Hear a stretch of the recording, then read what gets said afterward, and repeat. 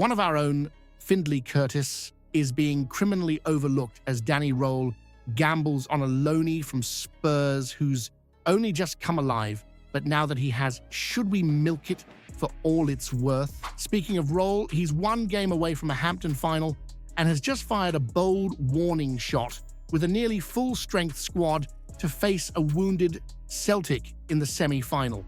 A wonder kid we nearly signed is now being chased by Barcelona and Real Madrid, while a former Rangers prospect can't stop club hopping before his 19th birthday.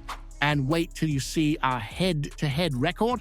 It's got Parkhead rattled before the match even kicks off. I'm putting my prediction out there, 2-0 to us, Gassama and Danilo on the score sheet. Drop your prediction in the comments.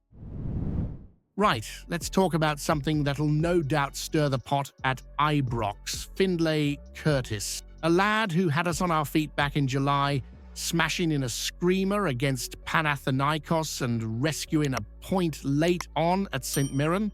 At just 19, the academy graduate looked like he was on the brink of a breakout season. You remember that feeling, don't you? One of your own, stepping up, showing that fearless edge. But now, he's not just on the fringes, he's vanished from the picture. Since the end of August, Curtis has played a grand total of 9 minutes for the Rangers' first team. 9. Meanwhile, Danny Rohl's come in, steadied the ship, got the results ticking, and yet Curtis can't even get a sniff. Rohl's given chances to players who were sleepwalking through the start of the season under Russell Martin, but for whatever reason, Curtis can't get a look in.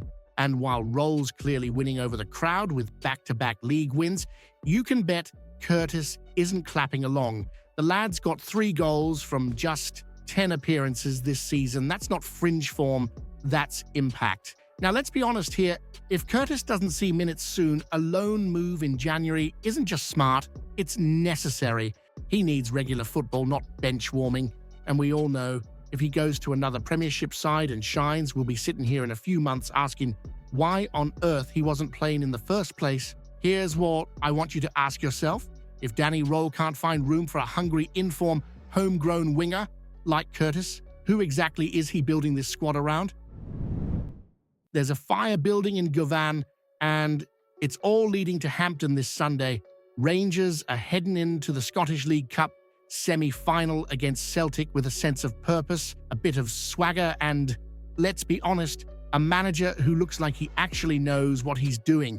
Danny Rohl's made an immediate impact, taking 6 points from 6 in the league, and now he faces his first proper test, a cup semi against that mob from the East End, who are floundering about under Martin O'Neill's ghost of a return. No Brendan Rodgers, no plan, and half their squad looking like they've come straight off the physio table. Let's talk team news. Rohl's got a near-full squad to pick from. Only Connor Barron's ruled out through suspension. There's hope that Rabbi Matondo and Dujon Sterling could be available for selection. 2 lads who haven't kicked a ball under Rohl but could add real pace and physicality if called upon. Imagine the impact, even from the bench. Meanwhile, Celtic are patched up like a council road.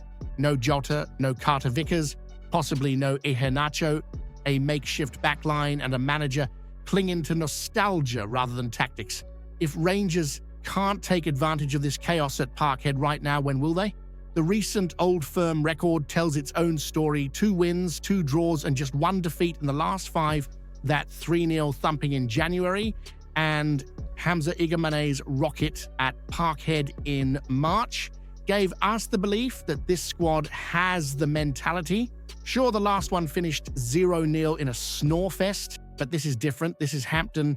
This is for a final. This is about silverware, and it's personal. Danilo's found his rhythm with 2 goals in 2 games, and Jack Butland, what a signing that's turned out to be. Saving penalties, commanding the box, bringing a calmness we've not seen in years. With the spine solid and the mood lifting, this could be the game where Rohl truly announces himself. And let's not forget, December last year. A 3-3 madness in the League Cup final. Václav Cerny hacked down in the box in extra time, Clear penalty, beaten, bottles it, VAR, asleep. We all know what happened. It was daylight robbery under the Hampton lights. If there's any justice in football, it starts this Sunday.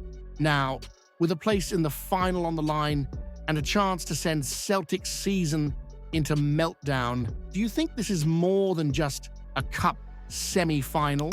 Could putting Celtic out at Hampton be the final nail in their so-called dominance? Look, let me be crystal clear from the off. I'd take Findlay Curtis over Mikey Moore every day of the week and twice on Derby Day. You're talking about a homegrown talent who bleeds Rangers, someone who's proven he can step up in big moments. But since Curtis is being inexplicably left on the sidelines and we've got Moore here on loan, then for heaven's sake, why not squeeze every last drop out of him while he's wearing our shirt and credit where it's due? Danny Rohl might have just found the key to unlocking the lad. A simple tactical tweak, giving Moore a bit of freedom to drift central rather than being glued to the wing, and suddenly he's actually starting to look like he belongs. Against Hibs midweek, he wasn't spectacular, but he was effective. 2 out of 2 dribbles, 88% pass accuracy, and a bit of life in him, finally. Let's not rewrite history, though. Up till now, Moore's Rangers career's been flatter than a pint left out overnight. No goals, 2 assists, both in games we were expected to win comfortably, and all this while Findlay Curtis, and who's got 3 goals this season from barely a handful of minutes, is sitting on the bench watching a Spurs loanee get chances he's earned himself. But here's the thing, it's a semi-final. It's against Celtic. It's about results, not reputations. And if Rohl thinks Moore can produce a moment of magic on the big stage, then it's time to see it. He's not here to make up the numbers or build his CV for when he trots back down to London. He's here to win right now. As for Youssef Chermiti, look, the lad might have cost close to £10 million, but the only thing that's matched that fee so far is the hype. One decent showing, then invisible again. Sunday's not the time for passengers, and Chermiti's shown far too little to justify a start, but it's Mikey Moore who's the real dilemma, because while he might be finally showing glimpses under Rohl, we're still looking at a player who's taken up minutes that could be Curtis's, and that raises the real question. If Moore plays ahead of Curtis and flops in the semi-final, will it prove once and for all that Rangers should stop developing other clubs' loanees and start backing their own talent? Now, this one's a proper case of what might have been. Let's start with Karl Etta Eyong, the Cameroon striker. Rangers tried to bring in on loan during the summer.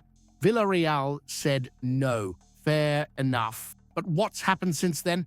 The lad's gone to Levante in a £3 million deal and has exploded. 4 goals in his first 5 La Liga appearances. And now he's being linked with Barcelona, Real Madrid, Arsenal, and Manchester United. Just picture that for a second. Rangers spotted him early, made the move, but didn't get him. Now he's turning the heads of Europe's elite, and clubs are ready to cough up £35 million to take him away from Spain. That's a proper rocket launch of a rise. And it begs the question, did Rangers do everything they could? Or did we blink when we should have acted? Because if you see that kind of talent slipping through your fingers, that's not just bad luck, that's negligence. And while Eyong's star rises, another former name around Ibrox is on a very different path. Lancelot Pollard. Remember him? Brought in from Aberdeen for £100,000, supposedly a future gem. He's just joined his 8th club before even turning 19. 8th from Ibrox to the Netherlands, then bouncing back to Montrose, down to Albion Rovers, and now Clydebank in the Lowland League. Now look, Clydebank's gaffer's full of praise. Fair play to the lad for sticking at it, but it's hard to ignore the contrast. One player we missed out on now has Real Madrid watching him. Another who we did sign is drifting through the pyramid. The recruitment spotlight's burning brighter than ever. When Rangers are watching a player like Eyong, but failing to land him, and investing in players like Pollard who disappear in a year, Is the problem our scouting or our ambition? Drop your thoughts in the comments and give the video a like. I'm here daily with all things Rangers, so if you've not subscribed yet, you're missing out. Catch you in the next one.